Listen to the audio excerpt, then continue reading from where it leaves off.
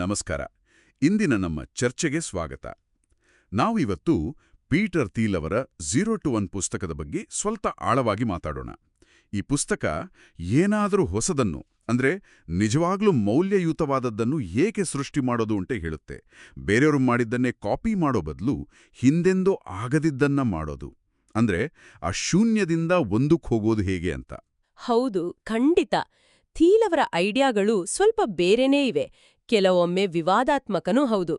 ನಿಜವಾದ ಪ್ರೋಗ್ರೆಸ್ ಅಂದ್ರೆ ಏನು, ಕಾಂಪಿಟಿಷನ್ ಇಲ್ಲದೆ ದೊಡ್ಡ ಕಂಪನಿಗಳನ್ನ ಹೇಗೆ ಕಟ್ಟೋದು, ಈ ತರಹದ ವಿಷಯಗಳನ್ನ ಅರ್ಥ ಮಾಡ್ಕೊಳ್ಳೋಣ ಅಂತ. ಆ ಮೂಲಗಳಿಂದ ಮುಖ್ಯವಾದ ವಿಚಾರಗಳನ್ನ ಹೊರತೆಗೆಯೋದು ನಮ್ಮ ಇವತ್ತಿನ ಪ್ರಯತ್ನ. ಸರಿ, ಹಾಗಾದ್ರೆ ಶುರು ಮಾಡೋಣ ಅಲ್ವಾ? ಥೀಲ್ ಹೇಳ್ತಾರೆ, ಪ್ರಗತಿಯಲ್ಲಿ 2 ಥರ ಇದೆ ಅಂತ. ಒಂದು 1ರಿಂದ ಎಂಡ್ಗೆ ಹೋಗೋದು, ಅಂದ್ರೆ ಹಾರಿಜಾಂಟಲ್ ಪ್ರೋಗ್ರೆಸ್. ಹೌದು, ಅಂದ್ರೆ ಈಗಿರೋದನ್ನೇ ಕಾಪಿ ಮಾಡೋದು ಅಥವಾ ಸ್ವಲ್ಪ ದೊಡ್ಡದು ಮಾಡೋದು. ಇನ್ನೊಂದು 0 to 1 ವರ್ಟಿಕಲ್ ಪ್ರೋಗ್ರೆಸ್. ಕರೆಕ್ಟ್, ಹಿಂದೆಂದೂ ಇಲ್ಲದನ್ನೇ ಸೃಷ್ಟಿ ಮಾಡೋದು. ಗೂಗಲ್ ತರಹ ದೊಡ್ಡ ಸಕ್ಸೆಸ್ ಎಲ್ಲ ಈ 2ನೇ ತರಹದ ಪ್ರಗತಿಯಿಂದಾನೇ ಬಂದಿದ್ದು ಅಂತ ಅವ್ರ ವಾದ. ಅವ್ರು ಹಿಡಿದೊಂದು ಮಾತು ನೆನಪಾಗುತ್ತೆ, ಅದ್ಭುತ ಯೋಚನೆ ಅಪರೂಪ, ಆದ್ರೆ ಧೈರ್ಯ ಇದೆಯಲ್ಲ ಅದು ಅದಕ್ಕಿಂತ ಜಾಸ್ತಿ ಅಪರೂಪ ಅಂತ. ಇದು ಬಹಳ ಮುಖ್ಯವಾದ ಪಾಯಿಂಟ್. ಆಮೇಲೆ ಥೀಲ್ ಅವರ ಇನ್ನೊಂದು ಬಹುಶಃ ತುಂಬಾ ಪ್ರಚೋದನಾಕಾರಿ ವಾದ ಅಂದ್ರೆ ಸ್ಪರ್ಧೆ ಅಂದ್ರೆ ಕಾಂಪಿಟೇಷನ್ ಲಾಭವನ್ನ ನಾಶ ಮಾಡುತ್ತೆ ಅಂತ. ಅದಕ್ಕೆ ಉದ್ಯಮಿಗಳು ಸ್ಪರ್ಧೆ ಮಾಡೋದಲ್ಲ, ಬದಲಿಗೆ ಮೊನೋಪೊಲಿ ಅಂದ್ರೆ ಏಕಸ್ವಾಮ್ಯ ಸ್ಥಾಪಿಸೋ ಕಡೆ ಗಮನ ಕೊಡ್ಬೇಕು ಅಂತಾರೆ. ಒಂದ್ ನಿಮಿಷ, ಏಕಸ್ವಾಮ್ಯ ಅಂತ ತಕ್ಷಣದ ಸ್ವಲ್ಪ ನೆಗೆಟಿವ್ ಆಗಿ ಕೇಳಿಸುತ್ತಲ್ಲ. ಸಾಮಾನ್ಯವಾಗಿ ಸ್ಪರ್ಧೆ ಇರಬೇಕು, ಅದರಿಂದನೇ ಒಳ್ಳೇದಾಗೋದು ಅಂತೀವಲ್ಲ. ಗ್ರಾಹಕರಿಗೆ, ಮಾರುಕಟ್ಟೆಗೆ ಇದು ಹೇಗೆ ಸರಿ ಅಂತ ಥೀಲ್ ಕೇಳ್ತಾರೆ. ಹೌದು, ಒಳ್ಳೆಯ ಪ್ರಶ್ನೆ ಕೇಳಿದ್ರಿ. ಥೀಲ್ ಅವರ ಪ್ರಕಾರ ನಿಜವಾದ ಏಕಸ್ವಾಮ್ಯಗಳಿದ್ಯಲ್ಲ, ಅಂದ್ರೆ ಸರ್ಕಾರದಿಂದ ಸಿಗೋ ಪ್ರೊಟೆಕ್ಷನ್ ಅಲ್ಲ, ಹೊಸತನ ತಂದು ಮಾರುಕಟ್ಟೆಯನ್ನೇ ದೊಡ್ಡದ್ ಮಾಡ್ತವೆ.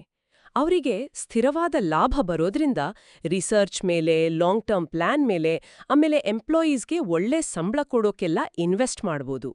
ಅದಕ್ಕೆ ಅವರು ಸ್ಪರ್ಧೆ ಸೋತವರಿಗಾಗಿ ಅಂತ ಹೇಳೋದು. ಅದು ಸುಮ್ನೆ ಹೇಳಿದ್ದಲ್ಲ, ಪ್ರಾಫಿಟ್ ಮತ್ತೆ ಇನ್ನೋವೇಷನ್ ಬಗ್ಗೆ ಒಂದು ರಿಯಾಲಿಟಿ ಅದು ಅಂತ ಅವರ ವಾದ. ಅರ್ಥ ಆಗ್ತಿದೆ ಈಗ. ಹಾಗಾದ್ರೆ ಈ ಥರ ಒಂದು ಯಶಸ್ವಿ ಮೊನೋಪಲಿ ಕಟ್ಟೋಕೆ ಏನೆಲ್ಲ ಲಕ್ಷಣಗಳಿರಬೇಕು? ಥೀಲ್ ಒಂದು 4 ಮುಖ್ಯ ಅಂಶಗಳನ್ನ ಹೇಳ್ತಾರೆ. ಮೊದಲನೇದು ಸ್ವಾಮ್ಯದ ತಂತ್ರಜ್ಞಾನ, ಅಂದ್ರೆ ಪ್ರೊಪ್ರೈಟರಿ ಟೆಕ್ನಾಲಜಿ. ಇದಿದೆಯಲ್ಲ ಬೇರೆ ಆಪ್ಷನ್ಗಳಿಗಿಂತ ಕನಿಷ್ಠ 10 ಪಟ್ಟು ಬೆಟರ್ ಆಗಿರ್ಬೇಕು. ಸುಮ್ನೆ ಸ್ವಲ್ಪ ಇಂಪ್ರೂವ್ಮೆಂಟ್ ಅಲ್ಲ, ದೊಡ್ಡ ವ್ಯತ್ಯಾಸ ಇರಬೇಕು. 10 ಪಟ್ಟು? ಅಬ್ಬಾ, ಅದು ತುಂಬಾ ದೊಡ್ಡ ಚಾಲೆಂಜ್ ಅಲ್ವಾ?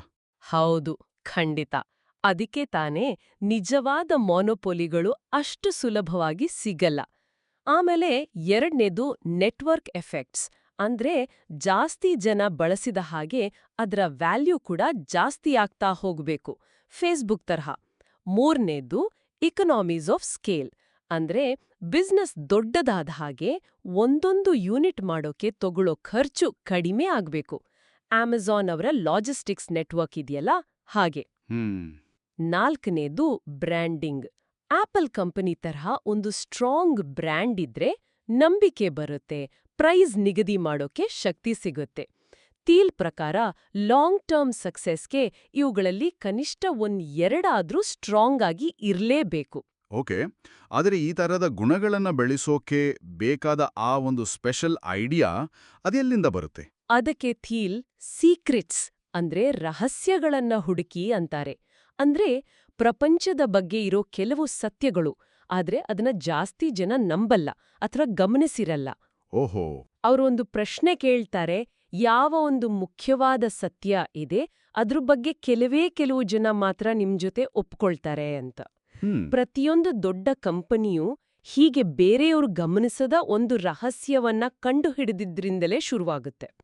ಆ ರಹಸ್ಯವೇ ಹೊಸ ಟೆಕ್ನಾಲಜಿಗೆ ಅಥವಾ ಹೊಸ ಮಾರ್ಕೆಟ್ಗೆ ದಾರಿ ಮಾಡ್ಕೊಡುತ್ತೆ. ಅಂದ್ರೆ ಎಲ್ಲರೂ ನೋಡ್ತಿರೋ ಕಡೆನೇ, ಆದ್ರೆ ಬೇರೆ ಆಂಗಲಿಂದ ನೋಡೋದು.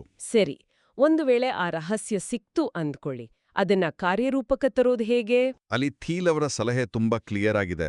ಸಣ್ಣ ಮಾರುಕಟ್ಟೆಯಿಂದ ಶುರು ಮಾಡಿ, ಅದನ್ನ ಪೂರ್ತಿಯಾಗಿ ನಿಮ್ಮ ಹಿಡಿತಕ್ಕೆ ತಗೊಳ್ಳಿ, ಆಮೇಲೆ ನಿಧಾನವಾಗಿ ದೊಡ್ಡದು ಮಾಡಿ ಅಂತಾರೆ. ಫೇಸ್ಬುಕ್ ನೋಡಿ, ಹಾರ್ವರ್ಡ್ ಯೂನಿವರ್ಸಿಟಿಯಿಂದ ಶುರುವಾಗಿದ್ದು.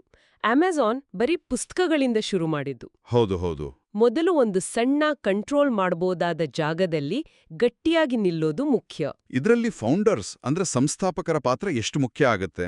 ಓ, ಅದು ಅತ್ಯಂತ ನಿರ್ಣಾಯಕ ಅಂತಾರೆ ಥೀಲ್. ಸಂಸ್ಥಾಪಕರಲ್ಲಿ ಒಂದು ಸ್ಪಷ್ಟವಾದ ವಿಷನ್ ಇರಬೇಕು, ದೃಢವಾದ ನಂಬಿಕೆ ಇರಬೇಕು, ಮತ್ತೆ ಫೋಕಸ್. ಡೆಫಿನೆಟ್ನೆಸ್, ಕನ್ವಿಕ್ಷನ್, ಫೋಕಸ್ ಅಂತಾರಲ್ಲ ಅದು. ಕೆಲವೊಮ್ಮೆ ಅವರು ಫೌಂಡರ್ಸ್ ಅನ್ನ ಪೌರಾಣಿಕ ನಾಯಕರಿಗೆ ಹೋಲಿಸ್ತಾರೆ. ಅಂದ್ರೆ ಅವರ ವಿಷನ್, ಅವರ ಕಮಿಟ್ಮೆಂಟು ಕಂಪನಿಯ ಭವಿಷ್ಯವನ್ನೇ ನಿರ್ಧರಿಸುತ್ತೆ ಅಂತ. ಕೊನೆಯದಾಗಿ ಭವಿಷ್ಯದ ಬಗ್ಗೆ ಥೀಲಿಲವರ ಆಲೋಚನೆಗಳು ತುಂಬಾ ಇಂಟ್ರೆಸ್ಟಿಂಗ್ ಆಗಿವೆ. ಹೌದು, ಅವರು ನಿರ್ದಿಷ್ಟ ಆಶಾವಾದ ಅಂದ್ರೆ ಡೆಫಿನೆಟ್ ಆಪ್ಟಿಮಿಸಮ್ ಅನ್ನೋ ಒಂದು ಕಾನ್ಸೆಪ್ಟ್ ಬಗ್ಗೆ ಮಾತಾಡ್ತಾರೆ.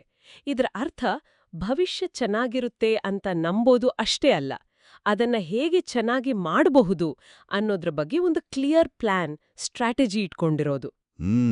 ಭವಿಷ್ಯ ಏನೋ ತಾನಾಗೆ ಆಗಲ್ಲ, ಅದನ್ನ ನಾವೇ ರೂಪಿಸ್ಬೇಕು ಅಂತ ಅವ್ರ ನಂಬಿಕೆ. ಹೇಗೋ ಎಲ್ಲ ಸರಿ ಹೋಗುತ್ತೆ ಬಿಡು ಅನ್ನೋ ಯೋಚನೆ ಇದೆಯಲ್ಲ, ಇಂಡೆಫಿನೇಟ್ ಆಪ್ಟಿಮಿಸಮ್, ಅದಕ್ಕಿಂತ ಇದು ಹೆಚ್ಚು ಪವರ್ಫುಲ್. ಆ 0 to 1 ಹೋಗೋದು ಅಂದ್ರೇನೆ ಭವಿಷ್ಯವನ್ನ ನಾವೇ ಕಟ್ಟೋದು. ಹಾಗಾದ್ರೆ ಒಟ್ಟಾರೆಯಾಗಿ 0 to 1 ನಿಂದ ನಾವು ಕಲಿಬೋದಾದ ಮುಖ್ಯ ಪಾಠಗಳು ಅಂದ್ರೆ ಇನೋವೇಷನ್ ಮಾಡಿ ಮೊನೋಪಲಿ ಕಟ್ಟೋಕೆ ನೋಡಿ, ಸ್ಪರ್ಧೆಯಿಂದ ಆದಷ್ಟು ದೂರ ಇರಿ, ಬೇರೆಯವರು ನೋಡ್ದ ಆ ರಹಸ್ಯಗಳನ್ನ ಹುಡುಕಿ, ಸಣ್ಣದಾಗಿ ಶುರು ಮಾಡಿ ಒಂದು ಏರಿಯಾದಲ್ಲಿ ಡಾಮಿನೇಟ್ ಮಾಡಿ ಆಮೇಲೆ ಬೆಳೆಯಿರಿ. ಮುಖ್ಯ ಮಾಡಿ ಮುಂದಿನ ಗೂಗಲ್ ಅಥವಾ ಮುಂದಿನ ಫೇಸ್ಬುಕ್ ಕಟ್ಟೋ ಬದಲು ಮೊದಲ ನೀವಾಗಿ, ಅಂದ್ರೆ ನಿಮ್ಮದೇ ಆದ ಒಂದು ಹೊಸ ಅನನ್ಯವಾದದ್ದನ್ನ ಸೃಷ್ಟಿ ಮಾಡಿ. ಹೌದು. ಕೊನೆಯದಾಗಿ ಕೇಳುಗರಿಗೆ ಒಂದು ಚಿಂತನೆಗೆ ಪ್ರಶ್ನೆ. ಈ ಮೂಲಗಳಲ್ಲಿ ಇದರ ಬಗ್ಗೆ ನೇರವಾಗಿ ಮಾತಾಡಿಲ್ಲ, ಆದರೂ ಇವತ್ತು ನಮ್ಮ ಸುತ್ತಮುತ್ತ ಇರೋ ಯಾವ ಸಣ್ಣ, ಬಹುಶಃ ಯಾರೂ ಅಷ್ಟಾಗಿ ಗಮನಿಸದ ರಹಸ್ಯ ಅಥವಾ ಬದಲಾವಣೆ ನಾಳಿನ ದೊಡ್ಡ ಶೂನ್ಯದಿಂದ ಒಂದಕ್ಕೆ ಹೋಗುವ ಆವಿಷ್ಕಾರಕ್ಕೆ ಕಾರಣ ಆಗ್ಬಹುದು? ಇದರ ಬಗ್ಗೆ ಯೋಚಿಸಬಹುದು ಅಲ್ವಾ?